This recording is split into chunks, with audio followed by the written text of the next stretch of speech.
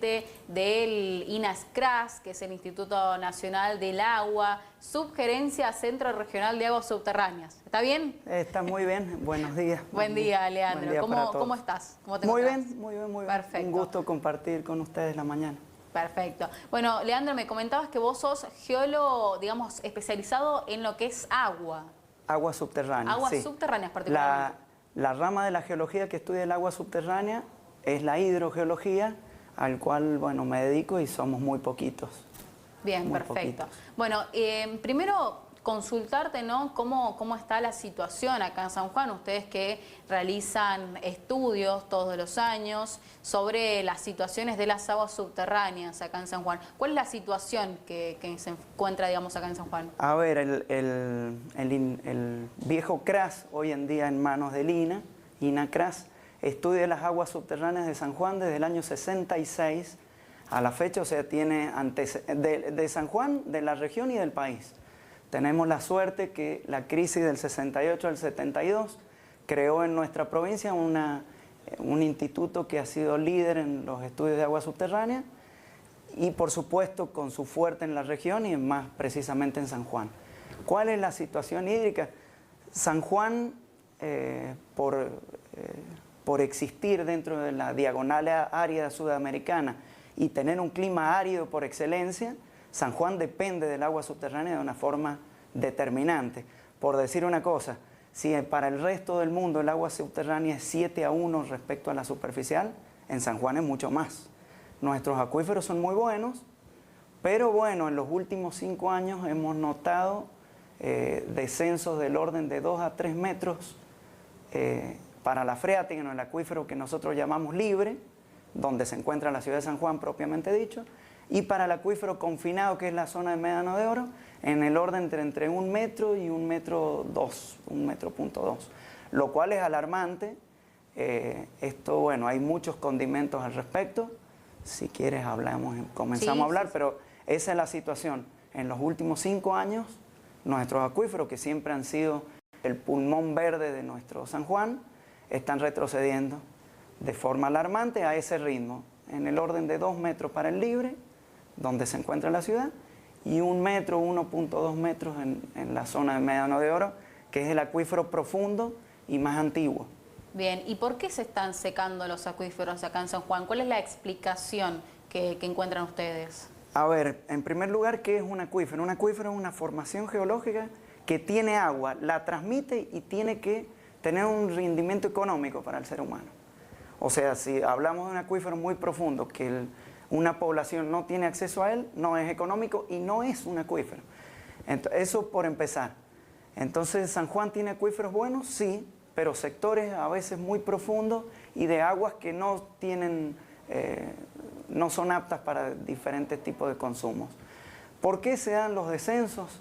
A ver, un acuífero es un embalse natural que está en el subsuelo, no lo vemos y la mayoría de las veces nos salva la vida. Pero bueno, ¿por qué deprime? A ver, en un balance hídrico, si vos no permitís la recarga y lo bombeas en forma excesiva, bueno, el acuífero inmediatamente empieza a retroceder. No hay más que un balance hídrico, que es algo así como un balance económico. Si uno tiene un sueldo de 100.000 pesos o 1 millón de pesos y te gastas 1,5 millones, bueno, estás en déficit y empieza a retroceder tu cuenta económica. Un acuífero es lo mismo. Si bombeamos más de lo que recargamos, el acuífero retrocede. Y viceversa, por supuesto, que ojalá sucediera, pero no es lo que está pasando. Bien. Entonces, ¿cuál es la situación? Se está bombeando más de lo que el río está recargando nuestros acuíferos y además un río que está intervenido, porque la política hídrica de la provincia ha involucrado 3 embalses grandes que manejan el agua superficial, pero bueno, imposibilitan que el río recargue el acuífero, que era el embalse natural sanjuanino. Bien, vos mencionabas recién 2 acuíferos acá en San Juan. Sí. ¿Son 2 los que hay? ¿Y para qué se usan estos acuíferos? A ver, son dos situaciones de acuíferos si hablamos de una manera muy general.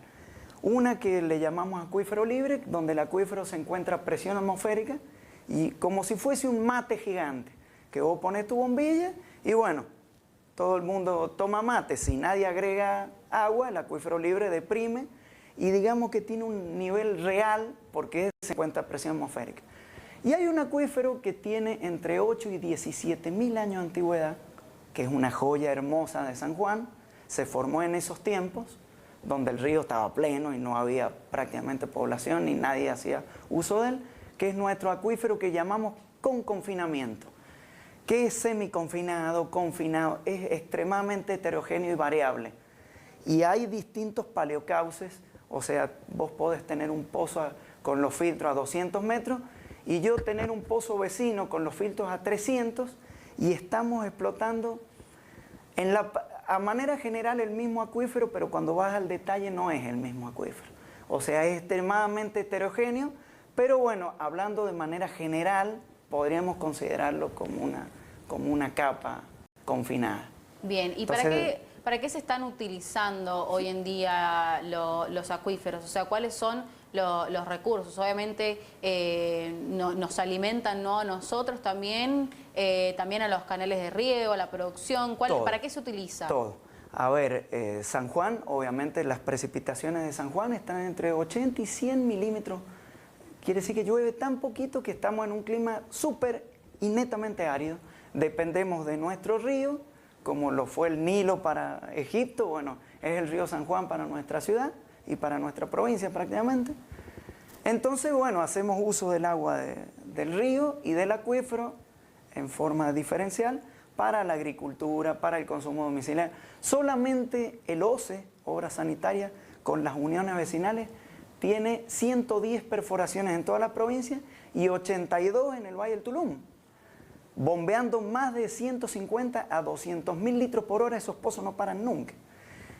La agricultura también hace su uso, la actividad industrial también, la actividad minera también. Bueno, todos usamos el acuífero y él hace su trabajo en forma silenciosa. Y vemos cómo en el diario de Cuyo y en distintos lugares vemos cuál es el consumo de agua del río. Siempre hablan del río y hablan del 78-80% del agua del río se va para la agricultura, el 7-8% para el consumo domiciliario, 1 o 2 para la industria. Pero esos números son bastante mentirosos, porque eso es agua del río. El acuífero, como bien te dije, hace su gasto. Nadie controla ese bombeo y eso es lo más criminal. El departamento de hidráulica, que es de la provincia, hoy en día, como yo te decía, con las cámaras apagadas, la Constitución de Menem del 94 dice que el agua es de cada provincia. Muy bien, muy bien. Entonces es el departamento de hidráulica quien a manera del agua distribuye el consumo y otorga permisos y solicitudes, o no, o te la cega. Hoy en día yo te diría que la situación del río es muy clara, pero la situación del agua subterránea no. Porque el acuífero silenciosamente ayuda, pero ahora vemos que está retrocediendo y yo ahora te marco la peor situación. El Departamento de Hidráulica de la provincia tiene un registro de unos 5.300 pozos de agua para el Valle de Tulum y Uyun Sonda, que son los valles más productivos y que más población tienen. Yo de ya te digo que hay más de 15.000 pozos en la calle. Por supuesto, la ilegalidad es enorme. Entonces, ahí viene lo más duro. Te tengo que decir, sí, desconocemos el bombeo, sí. Los investigadores de la Nación podemos decir que tenemos estimados de bombeo, sí. Son estudios que, fuera del dato concreto, porque no nos lo brinda la provincia, podemos con otros medios llegar a un estimado. Y hoy en día se están bombeando, de acuerdo a nuestros números, entre 240 y 280 hectáreas cúbicas de agua. Es algo así como un embalse de Uyum a pleno por año, bombeado, legal e ilegal en todas las situaciones. Y en esta ilegalidad hay de todo, público, privado, todo.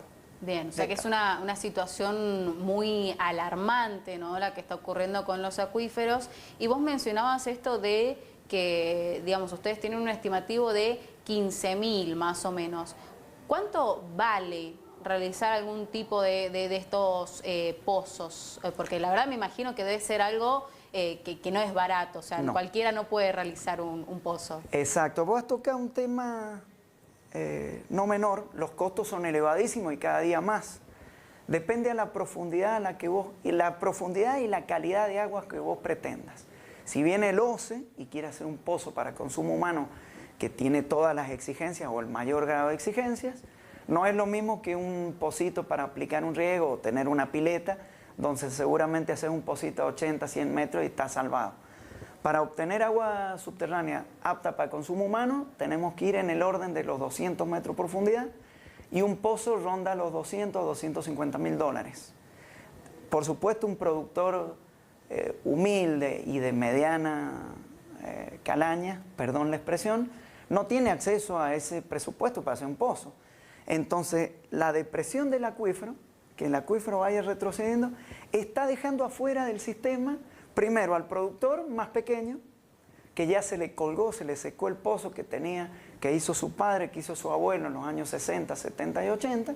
Esos pozos se están secando y está teniendo acceso al agua subterránea únicamente el de mediano o gran porte, si hablamos en términos económicos. Entonces, esta política hídrica, que no es de este gobierno ni del anterior, es un problema que estamos acarreando hace 30, 40 años y no se toman las medidas pertinentes por parte de la provincia, que seguramente van a ser impopulares. Esta política está dejando afuera el sistema, primero al productor más humilde, luego al mediano, y así va creciendo, porque obviamente el que tenga espalda económica para hacer un pozo que valga 250 mil dólares, ese tipo está salvado. Y está bombeando agua de 8 o 10 mil años de antigüedad, que es una joya hermosa en el desierto. Ese tipo tiene espalda, le dolerá un poquito más, pero puede sortear la crisis. En cambio, aquel productor que tiene una superficie chiquita, que tiene un pozo de 40 a 100 metros, y bueno, esa persona se está quedando afuera de este sistema hídrico, el cual está así por no más que una gestión defectuosa, digamos. De la población, o sea, en manos del gobierno de turno o de los gobiernos. Involucremos a todos.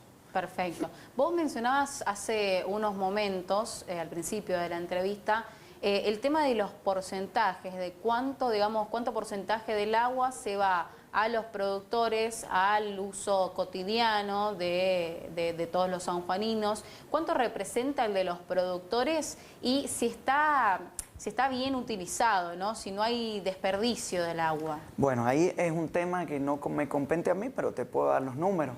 Obviamente, la actividad agrícola se lleva cerca de entre el 78 y 80%, tanto del recurso superficial como subterráneo, lo están bombeando también. De todos modos, el número de que el consumo domiciliario es 7-8%, eso es una gran mentira, porque viste que inicié diciéndote que el OCE y las uniones vecinales manejan 82 perforaciones solamente en el Valle del Tulum, por el Gran San Juan, digamos. Entonces ese número crece a 12 o 14%, que ya no es menor. O sea, somos todos responsables, todos somos responsables de vivir en una zona árida, de no adaptarnos, porque, bueno, quizá no nos duele en la boleta del agua, no nos duele, entonces nadie cuida el agua. Pero a futuro, Pero a se futuro van a ver las consecuencias. Por supuesto, la naturaleza es muy cruel en eso. La naturaleza es tan cruel como la vida o la no existencia, y punto. Los que tenemos que adaptarnos al desierto somos los sanjuaninos, que en las generaciones anteriores la tenían muy clara, porque lo padecían, porque había que trabajar el campo. Pero hoy en día, si vos no ves reflejado en tu boleta de consumo, y se me viene a la mente mi hermana que consume y no le importa un carajo, porque lo tengo el problema en la familia. Si no cuidamos el agua en un desierto como San Juan, seguimos teniendo 700 litros por persona por día por sanjuanino, eso es una locura. De pensar que en ciudades como grandes, como Buenos Aires o Londres, consumen 200 o 300. ¿Eso pero sería bueno, lo ideal para San Juan? Sí, lo cierto es que hay que vivir en San Juan, hay que domar el desierto, pero bueno, hay que adaptarse a cultivar especies que genéticamente estén preparadas para el desierto, saber que vivimos en San Juan y establecer algo que voy a tomar una frase de un geólogo de Mekorot, a quien, bueno, hay cosas que no coincido, pero en esto sí. En Israel a los niños se los educa en la escuela, a los padres en el bolsillo. Esa es la manera de vivir en el desierto. El río Jordán, que es bíblico, en el río Jordán viven más de 2 millones de personas y tienen 300.000 hectáreas cultivadas, son líderes en producción. En San Juan vivimos menos de 700.000 personas, en el Valle de Tuluno y Onsonda, y el río San Juan tiene un derrame mejor que el Jordán, y el acuífero tiene mejores aptitudes. Bueno, ya te dije todo. Está bien, son extremos, pero bueno, adaptarnos al desierto e intentar ser mejores en el consumo. Y en todos los, no nos miremos y veamos quién es el culpable, sino todos intentemos consumir menos y vivir lo mejor posible, que es posible, por supuesto que es posible. Bien, o sea que, digamos, el diagnóstico final y el mensaje final que para la población sanjuanina sería que indudablemente hay que cambiar el chip, hay que aprender a cuidar el agua, porque bueno, como vos lo decías, la naturaleza es totalmente sabia, o sea, no sabemos qué puede pasar en el futuro. La naturaleza es sabia y es noble. Y a ver, el cambio climático afectó a la zona de Israel en los años, alrededor de 1922, hace 100 años atrás, más de 100 años. Y a San Juan recién nos toca, todavía tenemos la bendición de que nos llega la crisis 100 años después. Pero esa bendición en el desierto a veces es perjudicial porque no nos hace, siempre el ser humano ante la dificultad mueve la cabeza. Bueno, es el momento de hacerlo, de adaptarnos al desierto, de consumir menos, no mirar a ver quién es el que tiene la culpa, si la agricultura, el consumo doméstico, si la actividad industrial, no importa, todo el mundo tracemos una raya. El acuífero ya retrocedió X volumen y ante el cambio climático va a seguir retrocediendo, es probable, porque la tendencia del río, por más que tiene una especie de electrocardiograma, cuando uno ve el derrame anual del río San Juan, los derrames van en decadencia y el acuífero también va acompañando a eso. Quiere decir que ya lo conocemos y el futuro, si bien es cierto no tengamos el número frío, sabemos la tendencia. Y sabemos la tendencia creciente demográfica, porque vamos a seguir creciendo como población, así que no queda otra que el cuidado del agua. Bien, perfecto. No, Leandro, muchísimas gracias por tu tiempo, no, bueno, por favor. Por todo tu conocimiento. Leandro Salvioli, entonces subgerente del Instituto Nacional del Agua, especialista en aguas subterráneas, quien nos comentó sobre la situación que estamos viviendo acá en San Juan. Nosotros nos vamos rápido a una